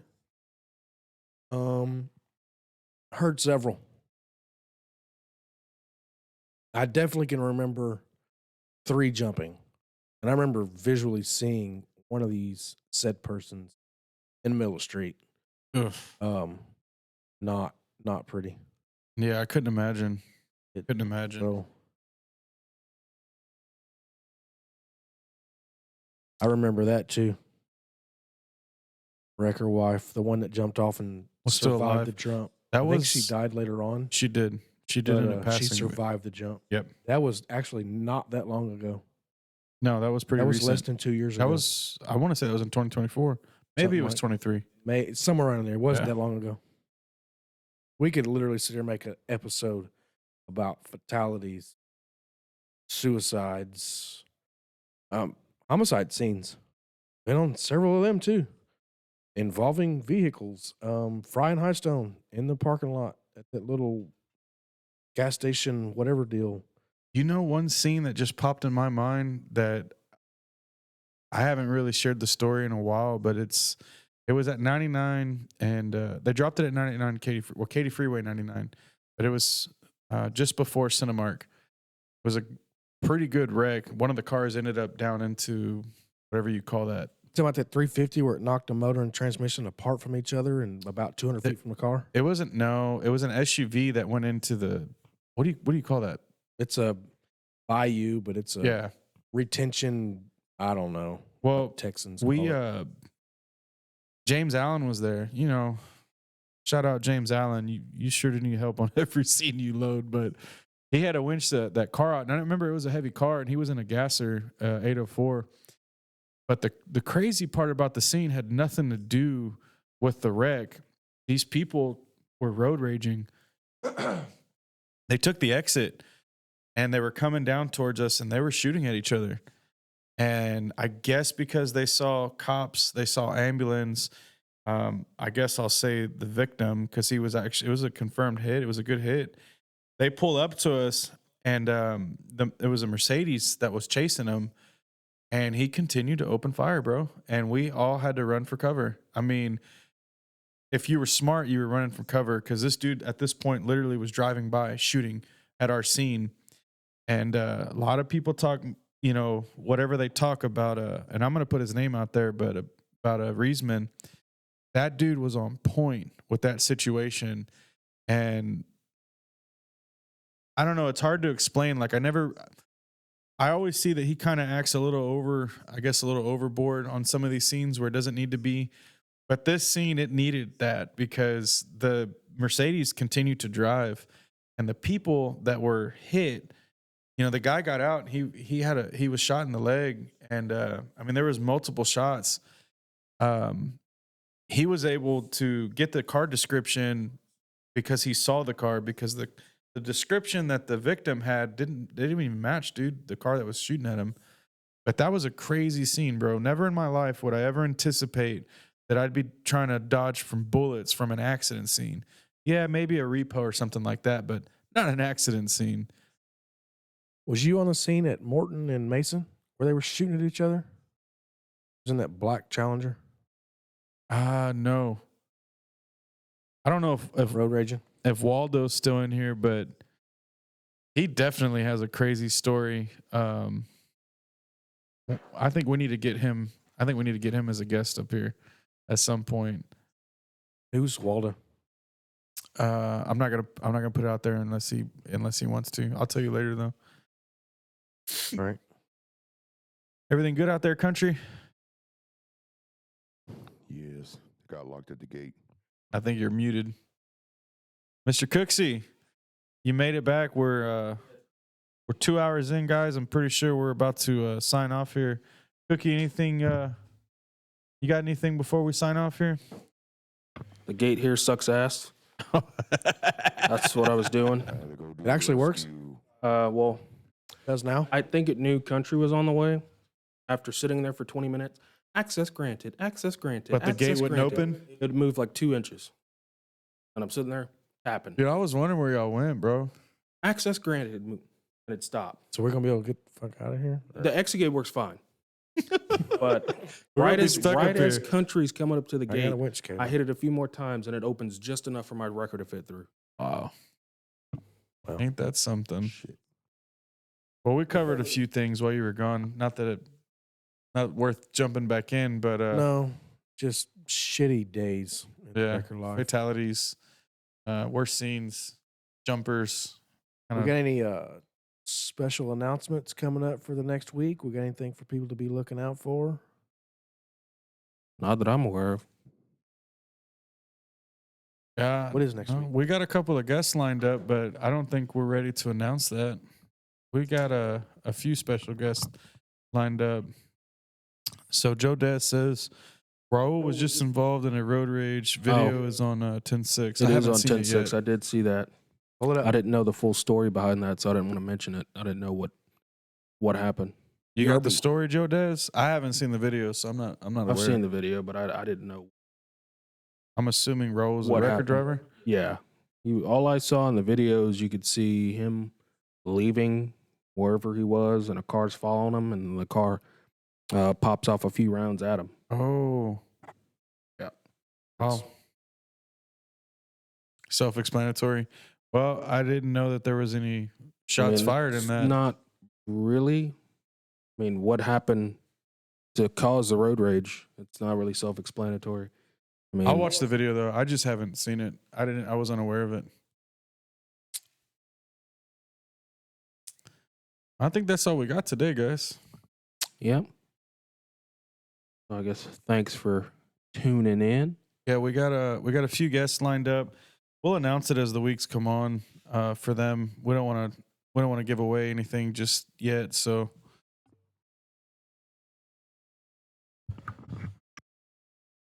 Well, thank you guys for tuning in to Inside Toe Talk. This is going to be it for us for this week. We will see you guys next Monday. Look out for little teaser videos throughout the week on Facebook, Insta, and TikTok. So thank you. Oh, we're also on Spotify as well. So if you guys want to listen to the podcast on Spotify, or you know anybody that wants to listen to it instead of watching it, which I don't know, but we're on Spotify and we're working on Apple Podcast as well. So thank you guys for watching. We'll catch you next Monday. Be safe out there. Later. Later.